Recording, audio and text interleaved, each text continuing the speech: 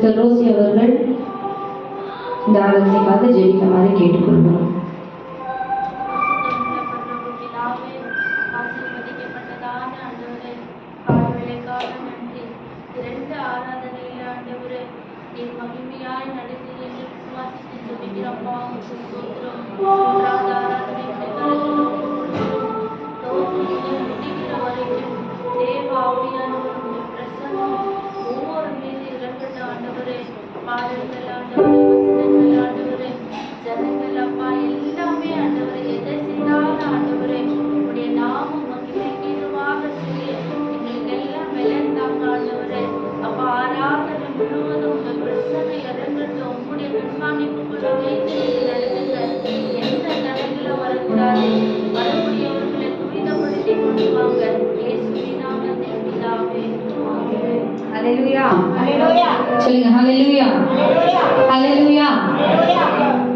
ஒரு தெலுங்கு பாடலை பாடி ஒரே ஒரு கன்னட பாடலை பாடி சில தமிழ் பாடலையும் கூட நாம் பாடி ஆண்டவரை ஆராதிக்க இருக்கிறோம்.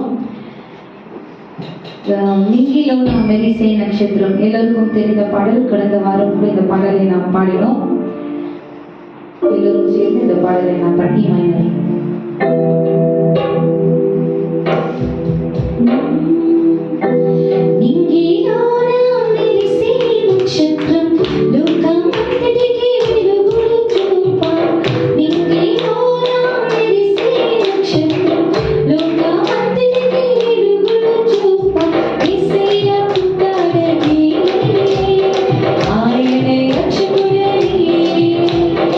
Israel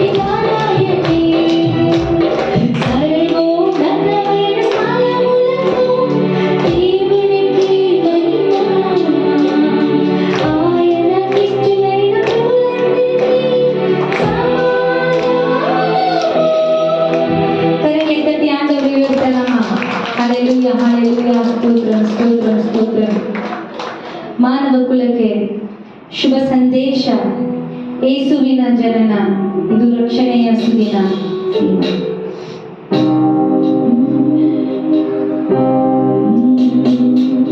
ಮಾನವ ಕುಲಕ್ಕೆ ಶುಭ ಸಂದೇಶ, ಯೇಸುವಿನ ಜನನ, ಇದು ರಕ್ಷಣೆಯ ಸುದಿನ. ಮಾನವ ಕುಲಕ್ಕೆ ಶುಭ ಸಂದೇಶ, ಯೇಸುವಿನ ಜನನ, ಇದು ರಕ್ಷಣೆಯ ಸುದಿನ.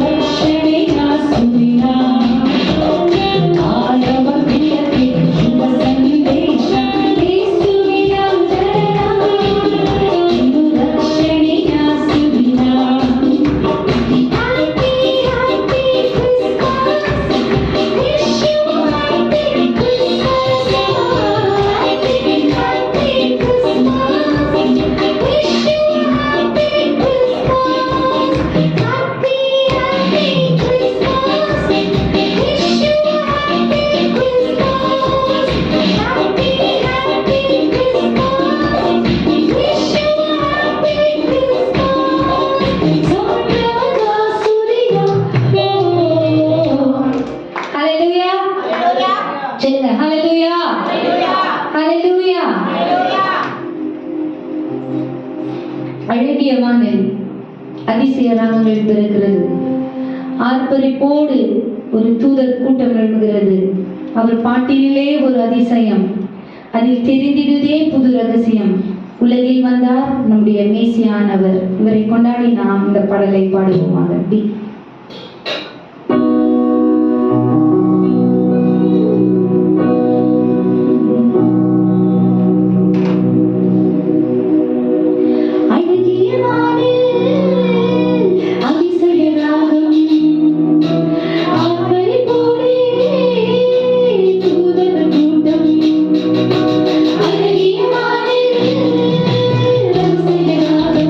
Oh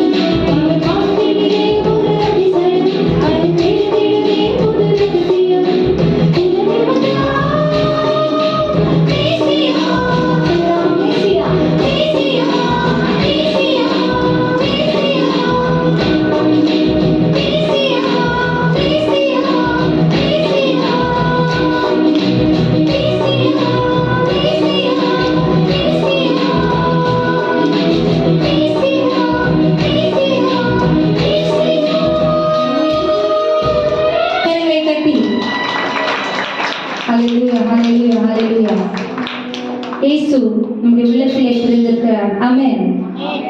சொல்லுங்க ஹalleluya. இயேசு பிறந்தாரே, எந்த உள்ளத்திலே இயேசு பிறந்திருக்கிறார். அதை நாம் மகிழ்ந்து இந்த நேரத்திலே பாடுவோமாக இருக்கிறேன்.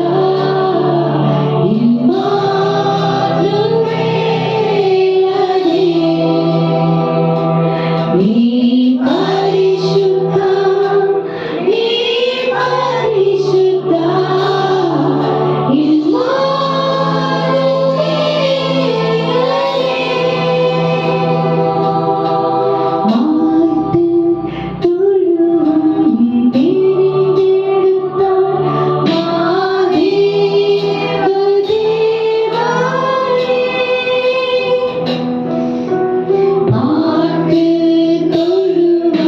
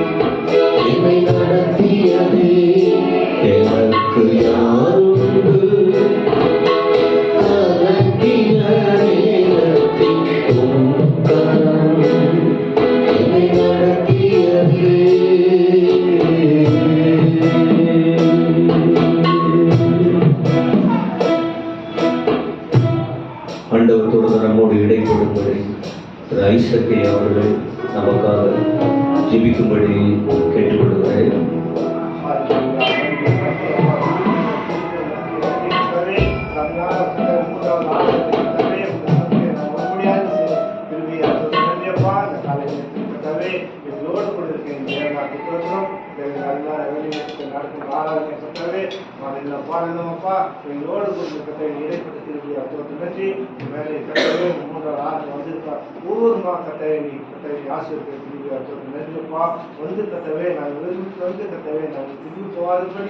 உங்களுடைய ஆசீர்வாதத்தை பெற்றுக்கொண்டு போக முடியாது. ஐயா கொடுக்க போன்ற கட்டளை வார்த்தைகளை நன்றியப்பா மறைத்து பேசப்படக்கூடிய நன்றி. ஒவ்வொரு மாக்கத்தையும் கட்டவே வந்தவர்களே கட்டவே நீர் கட்டளை நீர் மாக்கத்தை ஆசீர்வத்தை நன்றி. தொடக்கம் முதல் முடியாது எங்களோடு பலப்பட்டும் ஆசீர்வாதம் ஜீவன் நல்லதுக்காக உட்கார்வோம்.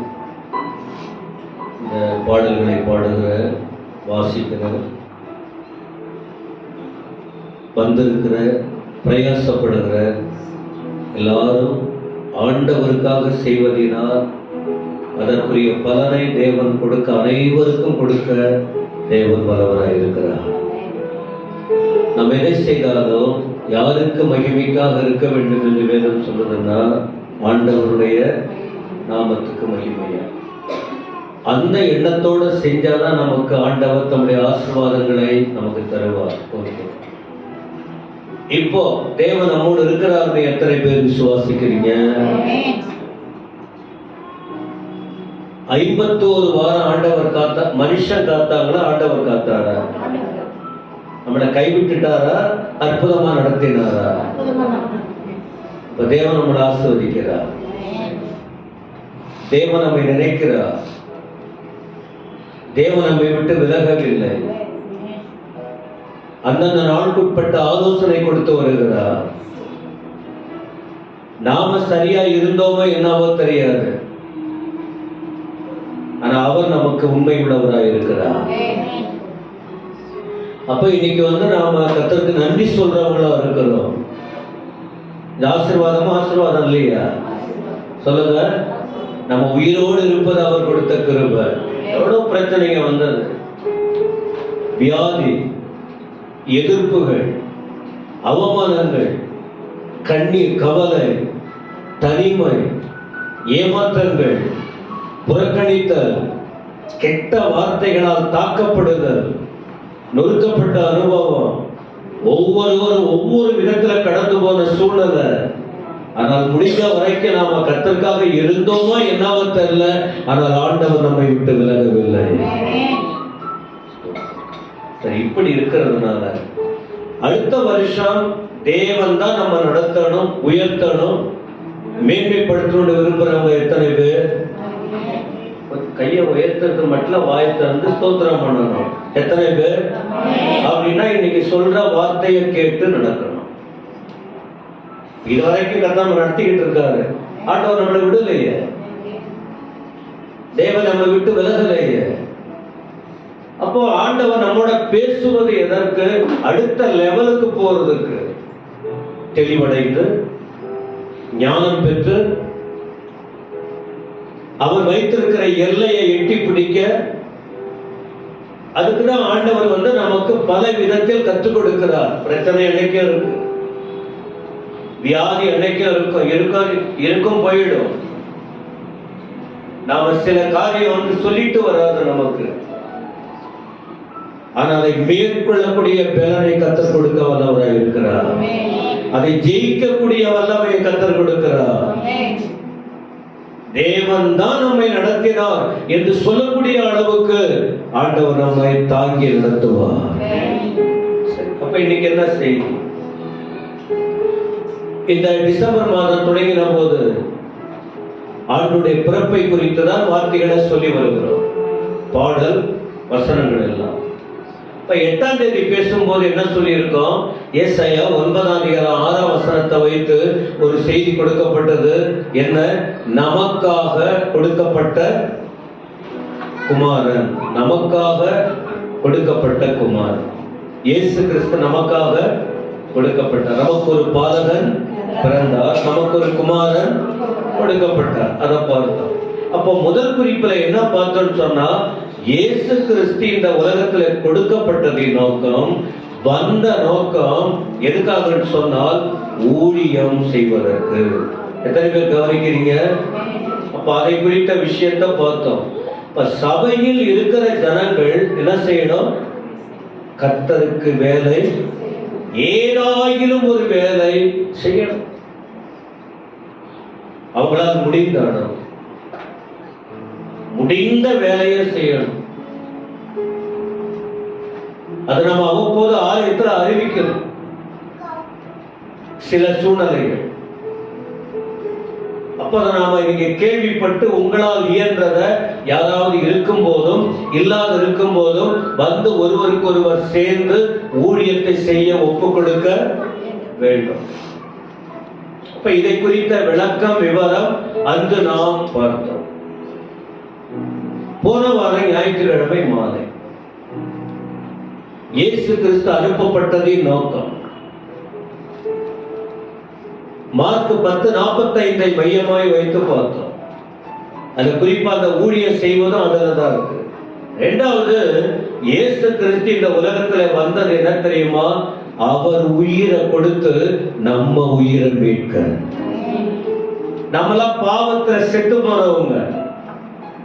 இதை குறித்த முழு விவரம் போன ஞாயிற்றுக்கிழமை மாலை ஆராதனையில் அநேக வசனங்களை வைத்து ஆண்டவர் எப்படியெல்லாம் தன் ஜீவனை கொடுத்தார், நாம யாரு, ஆதாம் யாரு, பைபிள் உள்ள ஜனங்கள் யாரு, எதுக்காக ஆண்டவர் தன் உயிரை கொடுக்கணும், அவர் என்ன தப்பு செய்தார், அவர் என்ன பாவியா, ஏன் இப்படி தண்டிக்கப்படணும் என்கிற விஷயங்களை வைத்து நாம பார்த்தோம். இன்னைக்கு ஏன் ஆண்டவர் கொடுக்கப்பட்டார், இயேசு ஏன் இந்த உலகத்திலே வந்தார்? இப்ப ரெண்டு காரியத்தை யோசித்தீங்களா இல்லையா? கவனிச்சீங்களா? அப்ப அந்த ஏதாவது ஒரு யோசனை வந்ததா? அப்ப இன்றைக்கும் ஒரு வார்த்தை என்ன, ஆண்டவர் ஏன் கொடுக்கப்பட்டார் அப்படின்னு சொன்னா ஒரே ஒரு வார்த்தை தான், கெட்டு போனதை ரட்சிக்க இயேசு இந்த உலகத்துக்கு வயத்தந்தர். சொல்லுங்க, வந்தாரா? வந்தாரா? ஏன் வந்தாரா? எதுக்கு வந்தார் இயேசு? சத்தமா சொல்லுங்க. கெட்டு போனதை சொன்ன, கெட்டு போனதை ரட்சிக்க வந்தார். திரும்ப சத்தமா சொல்லுங்க, திரும்பவும் சொல்லுங்க. கெட்டு போனதை ரட்சிக்க வந்தார். எங்க இருக்கு வசனம்? மத்தேயு 18ஆம் அதிகாரம் வசனம் 11. இப்ப நம்ம சொன்னோம் பாருங்க, இந்த வார்த்தை அதுல இருக்கு. மத்தேயு 18 வசனம் 11.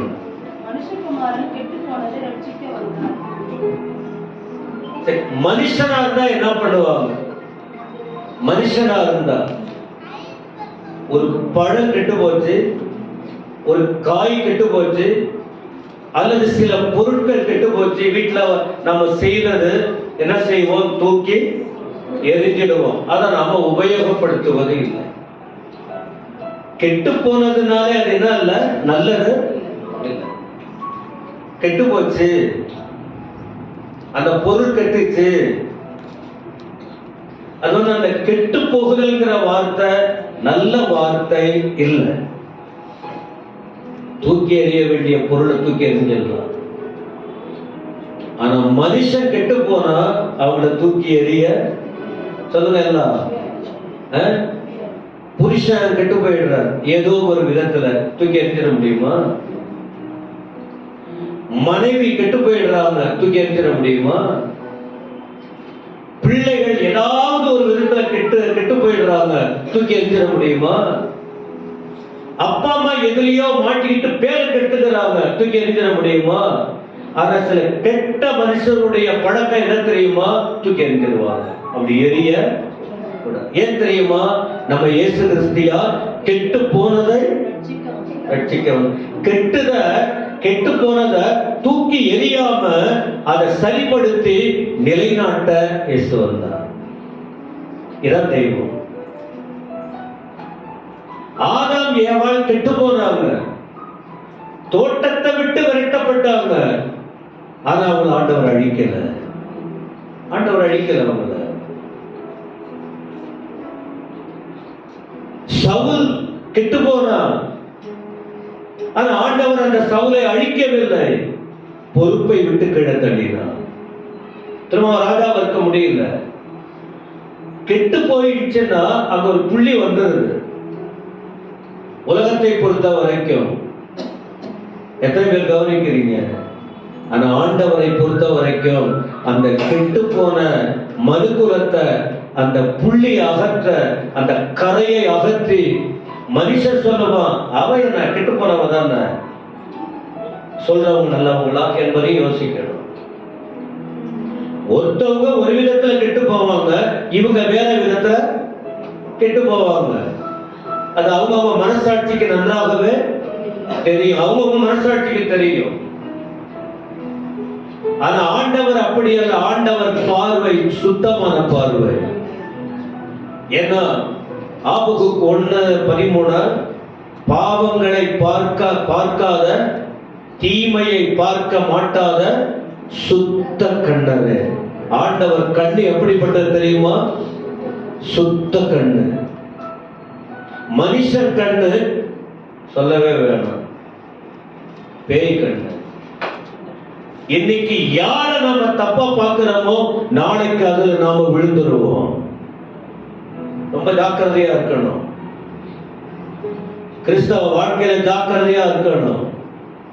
ஈஸியா பழி போட்டுருவாங்க, ஈஸியா பேரை கெடுத்துருவாங்க, அடுத்து எழுந்திருக்க முடியாத பண்ணிடுவாங்க. இது உலக நிலையில். ஆனா ஆண்டவர் அப்படி இல்லை. ஏன் தெரியுமா? தம் சாயலாய் கர்த்தர் மனுஷனை படைத்தாரு. அவன் எப்படிப்பட்ட நிலைக்குள்ள போனான், எவ்வளவு தூரம் பாவி பாவி பாவி அப்படிங்கிற எவ்வளவு ஆழமா போனாலும் ஆண்டவர் மேலிருந்து அவ்வளவு தூரம் கீழே இறங்கி வந்து அந்த பாவிய, அந்த பாவத்தை துடைச்சி, அந்த பாவத்தை நீக்கி, அவன் கெட்டு போன அந்த சூழ்நிலையை மாற்றி தன்னை அர்ப்பணித்து அவனுக்கு பாதுகாப்பு கொடுக்க, அவனை ரட்சிக்க, அவனை தன்னை போல மாற்றுவதற்கு ஆண்டவர் அவ்வளவு தியாகம் செய்தார்.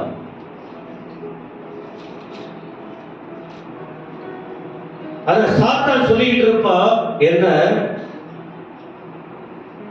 இவங்க கெட்டவங்க, இவங்க கெட்டவங்க, இவங்க கெட்டவங்க. பைபிள்ல நிறைய விஷயம் இருக்கு, வசனங்கள்.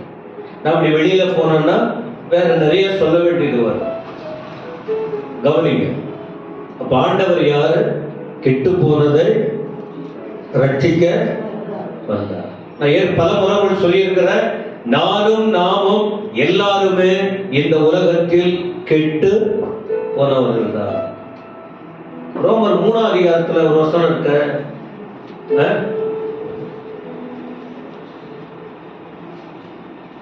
ரோமர் 3:12 வசனம் ஞாபகம் வருது.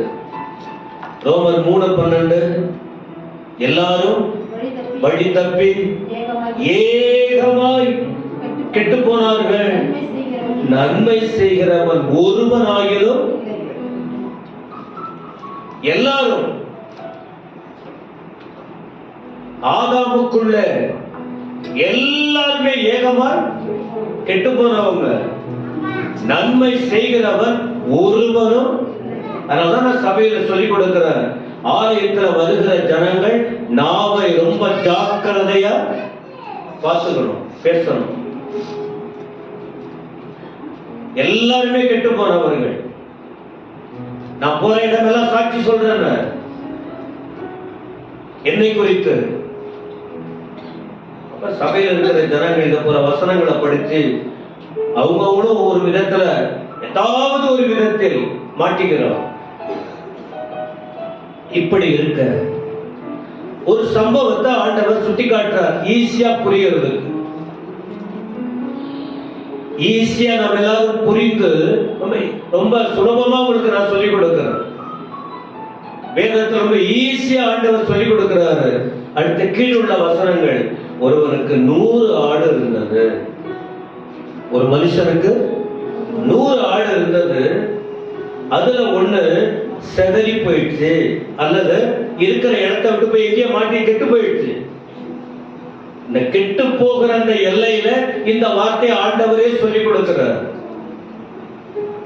100 ஆடு ஒருத்தவருக்கு இருந்தது. ஒரு ஆடு அவன் கவனத்தை விட்டு போயிடுச்சு, கை மாறி போயிடுச்சு, கை தவறி போயிடுச்சு. அப்ப அவன் என்ன செய்வானா, மற்ற 99 ஆடுகளையும் மலைகளில் விட்டு போய் சிதறி போனதை தேடாமல் இருப்பான. ஒரு நல்ல மேய்ப்பன், ஒரு நல்ல மனுஷன் என்ன பண்ணுவான், நல்ல மனுஷன் நல்லதுன்னு சொல்றவங்களை ஒரு பக்கம் விட்டுட்டு யாரு கெட்டு போனாங்க அவங்களதான் தேடி. ஆனா மனித சமுதாயம் என்ன தெரியுமா, யாரு கெட்டு போனவங்கன்னு சொல்லிட்டு இருக்காங்க அவங்களை அடிச்சு கொண்டுடுவாங்க, தலை காட்ட முடியாத பண்ணிடுவாங்க. இது மனித குணம். அதனால்தான் நான் வசனத்தை படிக்கிறதுனால பேலன்ஸா சொல்லிக் கொடுக்கிறேன். ஆண்டவரால் தான் சொல்லிக் கொடுக்கிறார். 99 ஆடுகள், ஒரு ஆடு கெட்டுடுச்சு. அவன் தேடி எல்லாத்தையும் அப்படியே விட்டுட்டு தேடி போய் அலைஞ்சு அதை அழைச்சிட்டு வந்த பிறகு என்ன செய்வானா, 99 ஆடுகளை குறித்து சந்தோஷப்படுவதை பார்க்கிறோம். ஒரே ஒரு ஆடு கையில கிடைச்சிட்டு பாருங்க, தவறி போன ஆடு. அதை நினைத்த அந்த மேய்ப்பன் சந்தோஷப்படுவார். இளையகுமாரன் விஷயம் கூட அதுதானே, அது இதுல தானே இருக்கு, வேற லூக்கா 15ல. இதே சம்பவத்தை லூக்கா 15 அதிகாரம் 1 முதல் 7 வரைக்கும் நீங்க பார்க்க முடியும். இது வந்து சுருக்கமா சொல்லி இருக்கு. லூக்கா 15ல 1 இருந்து 7 வரைக்கும் முழு தெளிவாக சொல்லப்பட்டிருக்கிறதை பார்க்கிறோம். அதுல என்ன சொல்லி இருக்குன்னு சொன்ன 7ஆம் வசனம் படிங்க. 7ஆம் வசனம் லூக்கா 15 வசனம் 7.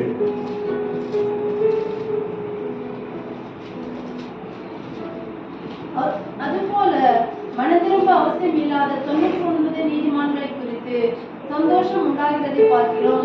மனம் திரும்புகிற ஒரு பாவியின் நிமித்தம் பரலோகத்தில் மிகுந்த சந்தோஷம் உண்டாயிருக்கும் என்று உங்களுக்கு சொல்கிறேன். இங்க ஆண்டவர் விளக்கி கொடுக்கும் போது என்ன சொல்றாரு, 99 நீதிமான்கள் 99 பேர். ஆனா பாவி யாரு, ஒருத்தவன். பாவி ஒருவன், நீதிமான் 99. ஆண்டவர் என்ன சொல்றாரு பாருங்க, அந்த 99 நீதிமானை பார்க்கிறோம். 99 நீதிமான் கெட்டு போகாம இருக்கிறான், அவனை பார்க்கிறோம். அந்த சந்தோஷத்தை விட யாரு கெட்டு போனாங்களோ அவங்க மனம் திரும்புறாங்க பாருங்க, அதுதான் பரலோகத்துல ரொம்ப சந்தோஷம். அப்ப என்ன சொல்றான்னு சொன்னா, மனம் திரும்புங்க. யாரோ ஒருவர் தப்பு செஞ்சிட்டாங்கன்னு வச்சுங்க, அவங்க என்ன செய்யணும், மனம் திரும்ப. அதுதான் சந்தோஷம். இத இங்க ஆண்டவர் விளக்கி சொல்லுகிறார். அடுத்து இயேசு கிறிஸ்து எதுக்கு வந்தார், எதுக்கு வரல அப்படின்னு சொன்னா, எல்லாரையும் அழிக்கிறதுக்கு வரல. சொல்லுங்க, இயேசு கிறிஸ்து எதுக்கு வரல, தப்பு பண்ணவங்களை அடிச்சு கொல்றதுக்கு வரல. அப்படின்னா உலகத்துல யாருமே வாழ்ந்திருக்க முடியாது. அப்ப அப்ப எதுக்கு வந்தார் அப்படின்னு சொன்னால் லூக்கா 9ஆம் அதிகாரம் 54ஆம் வசனம் பார்ப்போம். லூக்கா 9ஆம் அதிகாரம் 54ஆம் வசனம். அவருடைய சீஷராகிய யாக்கோபும் யோவானும் அதை கண்டபோது, ஆண்டவரே, எலியா செய்தது போல வானத்திலிருந்து அக்கினி இறங்கி இவர்களை அழிக்கும்படி நாங்கள் கட்டளையிட உமக்கு சித்தமா என்று கேட்டார்கள். ஆண்டவர் வந்து எருசலேமுக்கு போறாரு. அப்ப அந்த ஊர்ல உள்ளவங்க வந்து ஆண்டவருக்கு இடம் கொடுக்கல, ஊரார் அவங்கள ஏற்றுக்கொள்ளல. உடனே கோபம் வருது. என்ன ஏசாமிய வந்து எருசலேமுக்கு போறதுக்கு நீங்க இடம் கொடுக்கல அப்படின்னு சொல்லிட்டு கோபம் வந்து 2 பேர் சொல்றாங்க, யாக்கோபும் யோவான் அண்ணன் தம்பிங்க. அவங்க சொல்றாங்க, வானத்திலிருந்து அக்கினியை இறக்கி அவர்களை அழிச்சிடலாமான்னு. அப்பதான் ஆண்டவர் சொல்றாரு, அது உங்க குணம், மனுஷனை அழிக்கணும், மனுஷனை கொல்லணும், அப்படி இது உங்க குணம்.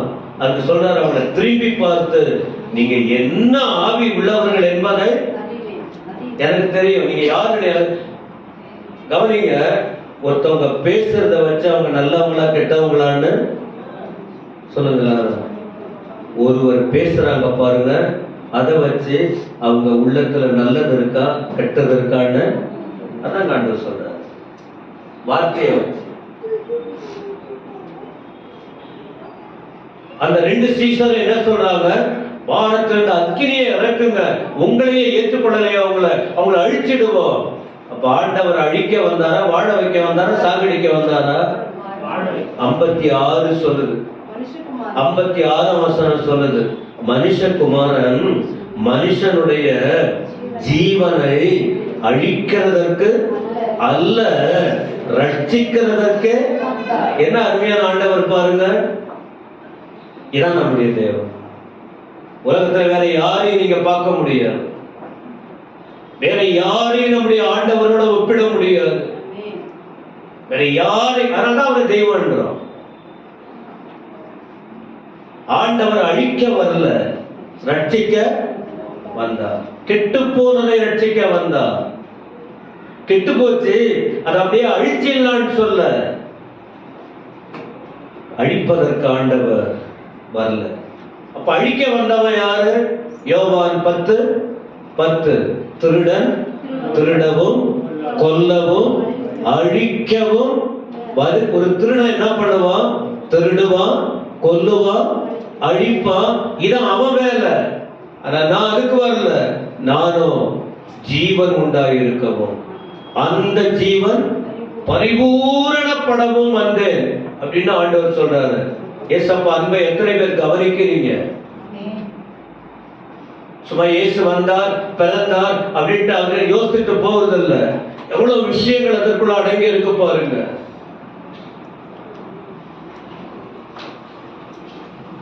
இப்ப இந்த நாட்கள்ல நாம யோசிக்க வேண்டிய விஷயம், அப்ப அழிக்க வரல, அவர்களை கெட்டு போனது ரட்சிக்க வந்தார் அப்படின்னு சொன்னார். அதற்கு என்ன கொண்டு வந்தார் அப்படின்னு சொன்னால், அன்பு நிமித்தம். ஒரு பிரச்சனை தீர, ஒரு காரியத்தை ஒன்றுபடுத்த அங்க அன்புன்னு ஒண்ணு வந்துட்டா அதை சரிப்படுத்திட முடியும். புரியுதா உங்களுக்கு? யோவான் 3:16, யோவான் 3:16, தேவன் தம்முடைய ஒரே பேரான குமாரனை விசுவாசிக்கிறவன் எவனோ அவன் கெட்டு போகாமல். ஆண்டவரை விசுவாசிக்கிறவன் எவனோ அவன் கெட்டு போகாமல் நித்திய ஜீவனை அடையும்படிக்கு அவரை தந்தருளி இவ்வளவாய் உலகத்தில். அப்ப கெட்டு போகாமல் இருக்கிறதுக்கு ஆண்டவர் வந்து எதை கொண்டு வந்தார்னா பரலோகத்தின் அன்பு. அதனால ஒருவருக்கு எப்படி இருக்கணும்? நாம அன்பா இருக்கணும், வம்பு பண்ணக்கூடாது. சும்மா சின்னதுக்கெல்லாம் வம்பு பண்ணிக்கிட்டு பிரிச்சிடக்கூடாது, உடைஞ்சிடக்கூடாது. அன்பு 1 கொரிந்தியர் 13 அதிகாரத்துல ஃபுல்லா படிச்சு பாருங்க. அன்பின் தன்மை.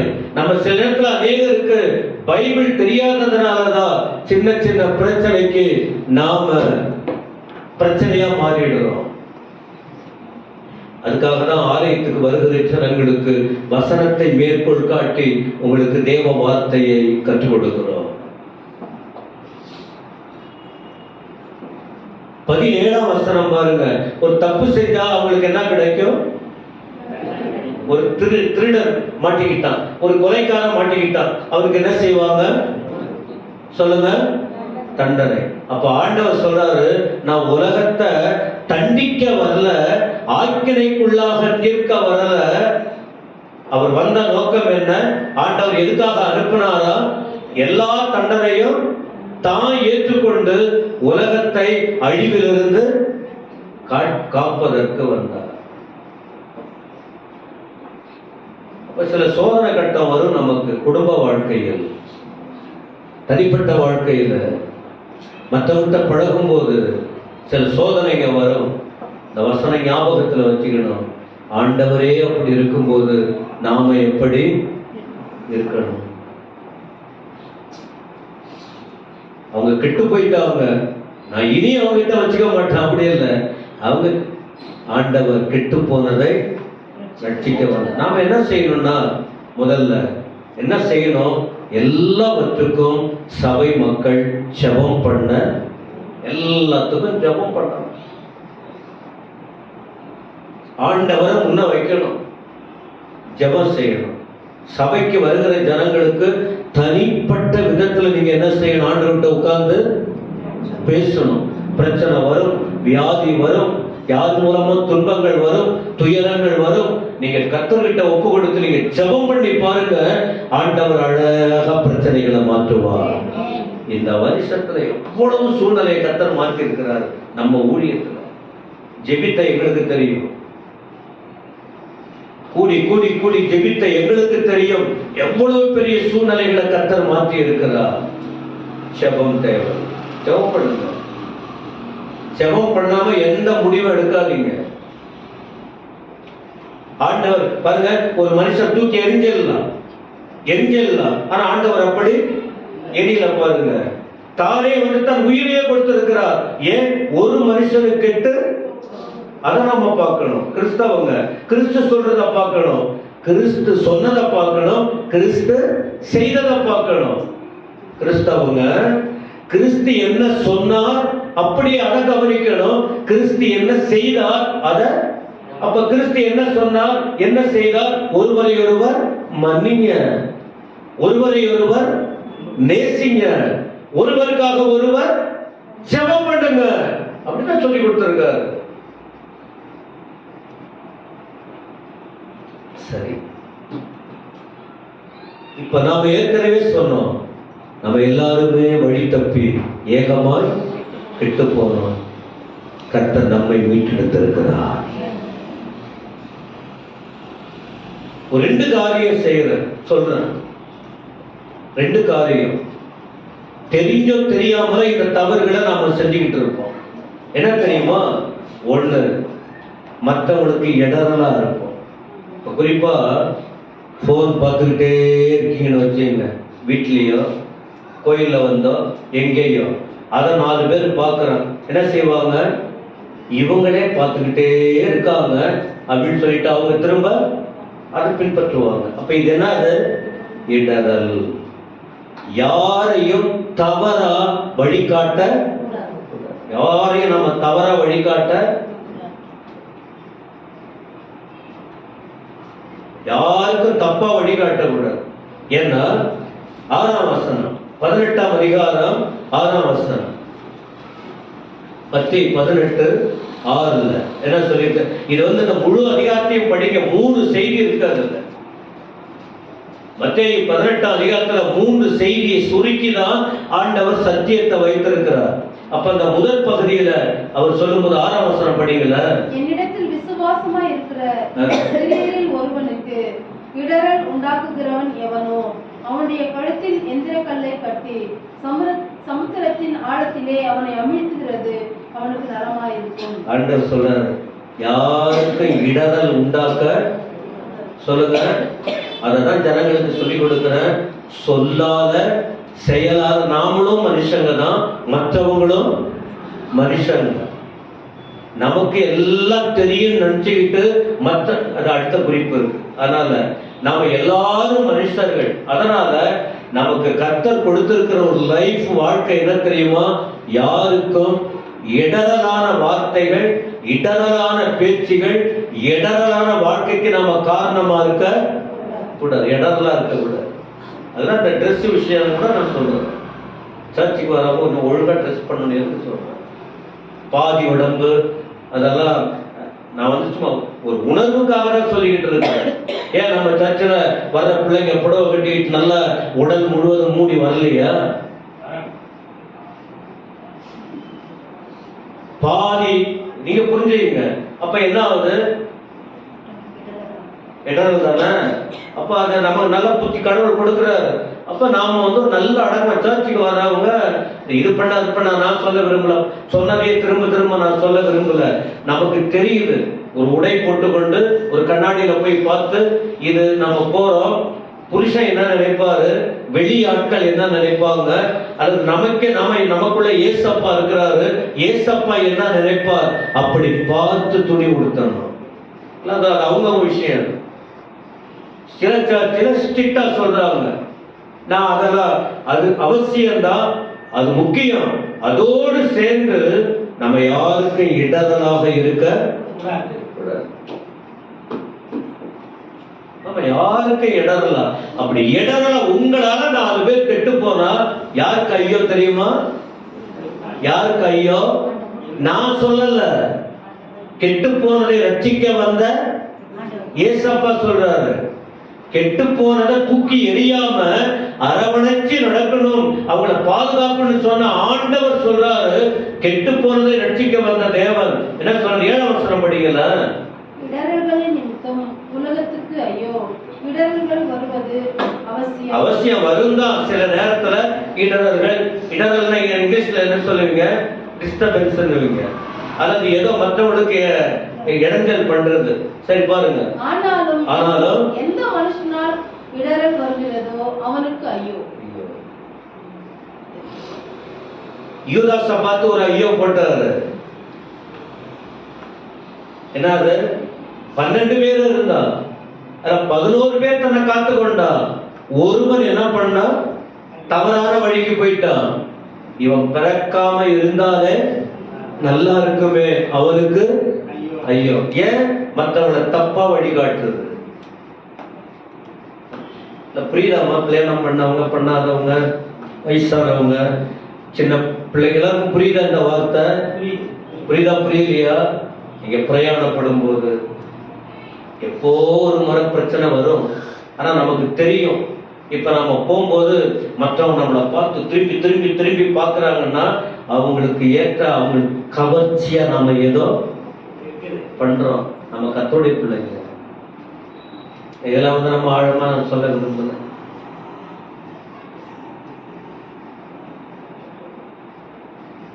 அதனால கொஞ்சம் ஜாக்கிரதையா இருக்கணும்.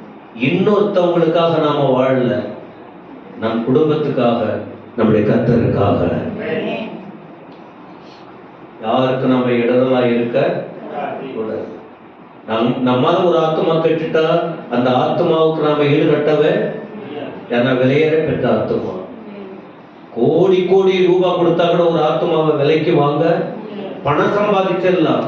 ஆனா நாம தேவையில்லாம நாம மற்றவங்க, எத்தனை பேர் சொல்றாங்க, யார் சொன்னாங்க, இவங்களாலதான் கோயிலுக்கு வந்த இந்த வார்த்தை. ஒரு இடத்துக்கு போயிருந்தார், இவர்களால் நான் கோயிலுக்கு வந்தேன், கோயிலுக்கு போறேன். இப்ப ஞாபகம் வரல. அப்போ கோயிலுக்கு வருவதற்கோ எந்த ஒரு காரியத்துக்கும் நாம இடரலா இருக்க. ஆனா அதே நேரத்தில் நம்முடைய வாழ்க்கையை காக்கணும். ரெண்டாவது யாரையும் கேவலமா பேசக்கூடாது, கேவலமா பார்க்க, யாரையும் கேவலமா நான் பரவாயில்ல நல்லா அழகா தான் இருக்கிறேன், அழகு உனக்குள்ள இருக்கு. உன் இருதயம் எப்படி இருக்கிறது, உன் கண் எப்படி இருக்கு, உன் கால் எங்க போகுது, உங்க சிந்தனை எப்படி இருக்கு. அழகு இல்லை, அடக்க ஒடுக்கம் அவசியம். சமுதாயம் நம்மளை என்ன சொல்லுது, நம்ம வீட்டார் என்ன சொல்றாங்க, இதெல்லாம் முக்கியம். ஏன் சொல்றேன்னா, இந்த சம்பவத்துல தான் ஆண்டவர் சொல்றாரு. இத சொல்லிட்டு 14ஆம் வசனம் படிங்க. 14 இல்ல 10ஆம் வசனம், 18ஆம் அதிகாரம் 10ஆம் வசனம், மத்தேயு 18:10 படிங்க. இந்த சிறியரில் ஒருவனையும் அற்பமாய் எண்ணாதபடிக்கு எச்சரிக்கையாயிருங்கள். அவர்களுக்குரிய தேவதூதர்கள் பரலோகத்திலே என் பரமபிதாவின் சமூகத்தை எப்போதும் தரிசிக்கிறார்கள் என்று உங்களுக்கு சொல்லுங்கள். அதை சொல்லிட்டு தான் கீழே சொல்றாரு, கெட்டு போனதை ரட்சிக்க. அதனால ஒவ்வொருவருக்கும் தேவதூதர்கள் இருக்காங்க. யாரையும் நாம இப்போ கொஞ்சம் காலில் நல்லா நடக்க முடியல அப்படின்ட்டு அவங்களை கேவலமா நாம பேச கடவுள் அவங்களுக்கு கொடுத்த கிருபை. இப்ப நான் குள்ளமா இருக்கிறேன், அதுக்காக நெட்டையா இருக்கிறவங்க நம்மளை தப்பா நினைக்க சொல்ற ஒரு என்னையே சொல்லிக்கிறேன். கொஞ்சம் மெலிசா இருக்கிறவனு மோட்டாவா இருக்கிறவங்களை கேவலமா பேச கூடாது. ஒட்டு மொத்தத்தில் யாரையும் அற்பமா நினைக்க. அது என்ன சொல்ற, 2 வசனத்திலேயும் சிறியரில். சிறியரில்னா சின்ன பிள்ளைகளும் அடங்குறாங்க முதற் பகுதியில. 2வது இந்த சிறியரில்னா ஆண்களையும் பெண்களையும் குறிக்குது. யாரையுமே நாம அற்பமாய் நினைக்க. அது என்ன அப்படி பேசுது, அது என்ன அப்படி பண்றாங்க, அதை போலலாம் நம்ம யோசிக்க. ஏன்னா இது ஆவிக்குரிய ஜீவியத்தில் வளர்ச்சி உள்ளவங்க அப்படியெல்லாம் செய்ய. எனக்கு சில நேரத்துல எண்ணம் வரும், உடனே என்னை கண்ட்ரோல் படுத்துவேன் உடனே. ஏன்னா நான் என் வாழ்க்கை கரைப்பட்டு போயிட கூடாது. சிலர் வாயை கிளறுவாங்க, சில நேரத்துல சில சிக்காயிடுவாங்க. இப்ப சொன்னா முந்தின சர்வீஸ்லயே தெரியல, சுகைவினம் ஆயிடுவாங்க. அப்ப அவங்க சுகைவினம் ஆனதுனால சிலர் என்ன சொல்லுவாங்கன்னா, ரொம்ப ஆடுன்றது, ரொம்ப பண்ணுனது, என்ன அப்படியெல்லாம் பேசுனாங்க, எங்களை அப்படியெல்லாம் பேசுனாங்க, பாரு என்ன அவஸ்தைப்படுறாங்க. அந்த பிசாசட போல எண்ணங்களை உடனே பிரேக் போட்டு என்ன செய்யணும். அப்ப அதுவே நமக்கு பாவமா மாறிடும். அப்படியெல்லாம் சொல்ல, என்ன பேசுறாங்க, இன்னைக்கு பாரு அப்படியெல்லாம் நம்ம சொல்லவே. எதனால அவங்க சிக்கானாங்களோ, எதனால அவங்க பிரச்சனை வந்ததோ நமக்கு, நாம் நம்முடைய வாழ்க்கையை காத்துக்கொள்ள வேண்டும். கர்த்தர் சீக்கிரம் வரப்போறார். அப்ப இந்த 2 காரியம் எதை சுட்டி காட்டுகிறது, மனம் திரும்புகிற ஒரு மனுஷனின் சுபாவம் என்ன. யாரையும் தப்பா வழி நடத்த பார்த்துக்கலாம் விடு, அப்படியெல்லாம் போக கூடாது. யாருக்கும் தப்பான ஐடியா கொடுக்க கூடாது. யாரையும் அற்பமா நினைக்க கூடாது. ஏன்னா அவர்கள் தேவதூதர் பரலோகத்தை போய் சந்திச்சுக்கிட்டு இருக்காங்க, ரிப்போர்ட் போய்கிட்டே இருக்கும். அங்க சிலரை கேவலமா பேசுறோம், இப்படியெல்லாம் பண்ணா டெய்லி ரிப்போர்ட் அங்க மேல போய்கிட்டு இருக்கும். போலீஸ் ஸ்டேஷனுக்கு போகும்போது இதுல சீல் குத்துனாங்க, போட்டுருக்குன்னா ஜெயிலுக்கு போகும்போது ரிப்போர்ட் யார் வந்ததாங்க, யார் அது முக்கியமான ஆளு, புரியுதுல்ல. டெய்லி ரிப்போர்ட் மேல போய்கிட்டு இருக்கு. சரியா இருந்தா அங்கிருந்து சரியா பதில் வரும், ராங்கா இருந்தா அங்கிருந்து கர்த்தர் இறங்கிடுவாரு. அப்ப எல்லாருமே உஷாரா இருக்க வேண்டிய சூழல் இருக்கு. இயேசு கிறிஸ்து வந்ததின் நோக்கம் கெட்டு போனதை. அப்ப ஏன் ஆண்டவர் இப்ப இன்னும் பொறுமையா இருக்காரு? அன்னைக்கு சொன்னார், நோவா காலத்துல அவங்க பண்ண அக்கிரமம் அவங்க தாக்கல, அழிக்கணும்னு யோசித்தா. ஆனா இப்ப இயேசு சாமியே வந்ததுனால நானே என் ஜீவனை கொடுத்துடுறேன், அதனால இன்னொருத்தவங்க அழிய வேண்டாம், அவங்க மனம் திரும்பிட்டா போதும், அவரவர்கள் செய்த குறைகளை உணர்ந்துட்டா போதும், மனம் மாறிட்டா போதும், நான் அவர்களை நடத்துவேன்.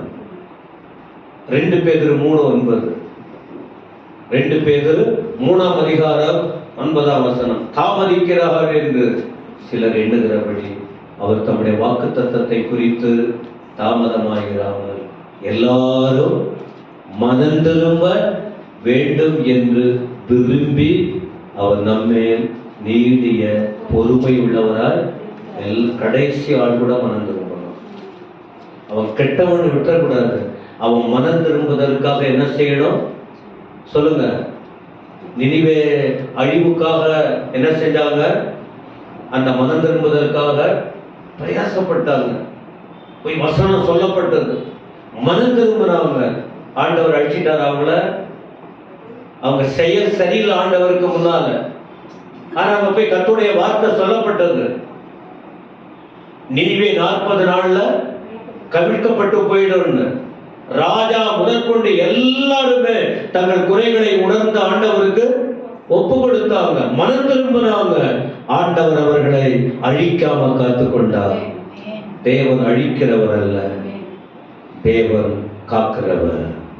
நான் இப்படிப்பட்ட வசனத்தை உணர்வோம், தெளிவா இருப்போம்.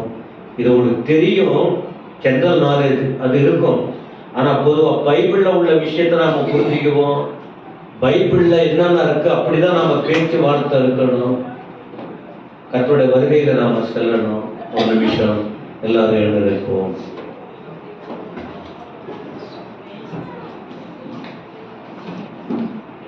ஆண்டவருடைய வார்த்தையை நீங்க கேட்டீங்க. ஒருவேளை அன்பானவர்களே, நீங்க பிரச்சனையோடு இருக்கலாம், கைவிடப்பட்டவர்களா இருக்கலாம், அழுகையோடு இருக்கலாம், துன்பங்களை சகித்து கொண்டு இருக்கலாம். மனுஷங்க ஒவ்வொருவருக்கும் ஒரு பாடு இருக்கு. நல்லா தான் இருப்பான், திடுக்குன்னு ஏதாவது ஒண்ணு வந்துடும், நினைச்சே பார்க்க முடியாது. நல்லா உட்காந்துருப்போம், அப்படியே சாத்திடுவோம். திடீர்னு ஒண்ணு வந்துடும், யாருக்கு என்ன நடக்கும் தெரியல. கவலைப்படாதீங்க, ஆண்டவர் நம்மோடு கூட இருக்கிறார். நம்ம அழிவிலிருந்து காத்தவர், நம்மை பாதுகாத்தவர், அவரை கடைசி வரைக்கும் நடத்த வல்லவர். 3 காரியம் சொன்ன, ஜெபம் பண்ணுங்க. யாருக்கும் தவறா வழிகாட்டாதீங்க, யாரையும் அற்பமா நினைக்காதீங்க. தேவன்கிட்ட எல்லாத்தையும் ஒப்பு கொடுத்துருங்க, அவர் எல்லாவற்றையும் பார்த்து கொள்ளுவார். கரங்களை உயர்த்தி கர்த்தரை ஸ்தோத்திரிப்போமா?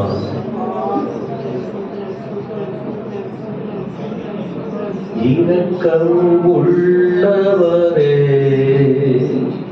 மனதுருக்கம் உடையவரே, இரக்கம் உள்ளவரே, மனதுருக்கம் உடையவரே, நீடிய சாந்தம் பொறுமை அன்பு நிறைந்து வாழ்பவரே, நீடிய சாந்தம் பொறுமை அன்பு நிறைந்து வாழ்பவரே, என் இயேசு ராஜா, ஸ்தோத்திரம். என் இயேசு ராஜா, ஸ்தோத்திரம். ஸ்தோத்திரமே, ஸ்தோத்திரமே, உயிருள்ள நாளெல்லாமே.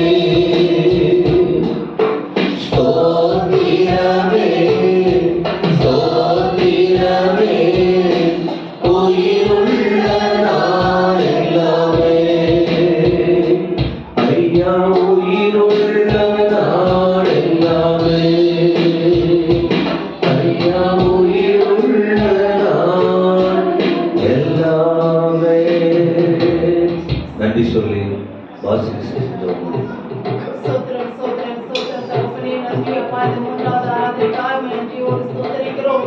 அப்பா, இந்த 3வது ஆராதனையை கூட கர்த்தர் தொடக்கம் முதல் முடிவு வரை அப்பா, எங்களுடைய பிரசனம், உடைய தயவு, உடைய இரக்கம், உடைய அன்பு எங்களோடு இருந்ததுக்காக நன்றி செலுத்துகிறோம் தகப்பனே. ஸ்தோத்திரம் அப்பா. இந்த ஆராதனையை பொறுப்படுத்தியோ மக்கள் நன்றி ஆண்டவரே. அப்பா ஆராதனையுடைய கிருபை வெளிப்பட்டதுக்காக நன்றி செலுத்துகிறோம். வார்த்தைகளுடைய வல்லமை வெளிப்பட்டதுக்காக நன்றி செலுத்துகிறோம். அப்பா நாங்க மனுஷர்களாய் இருக்கிறோம் ஆண்டவரே. அப்பா நீ தேவாதி தேவனாய் இருந்து ஒரு ஆத்தும் அழிந்து நரகத்துக்கு போக கூடாது, ஒருவர் கெட்டு போக கூடாது என்று ஆண்டவரே அவர்களை ரட்சிக்கிறதுக்காக ஆண்டவரே நீ பூமிக்கு வந்து ஆண்டவரே நீ நியாயம் தீர்க்க வரல ஆண்டவரே. உலகத்தை ரட்சித்து தன்னுடைய ஜீவனையே கொடுத்தப்பா ஒரு ஆத்தும் அழிந்து போக கூடாது என்று இந்த உலகத்தை ரட்சிக்க வந்து ஆண்டவரை எங்களை ரட்சித்து அப்பா ஒரு மந்தையாய் வைத்து அப்பா உங்களுடைய நாமத்தை தொழுது கொள்ளும்படியாய் கூட உங்களுடைய ஆண்டவரே கட்டளைகளை கை கொள்ளும்படியாய் கூட கர்த்தர் கொடுத்த இந்த வார்த்தைகளுக்காக நன்றி செலுத்துகிறோம். அப்பா நாங்க பாக்கியவான்கள் ஆண்டவரே. ஸ்தோத்திரம். இந்த நாளிலே எத்தனையோ உலகத்துல எத்தனையோ பேர் எத்தனையோ காரியங்களில் ஈடுபட்டு கொண்டிருப்பாங்க அப்பா. ஆனாலும் கிருபை ஆலயத்துல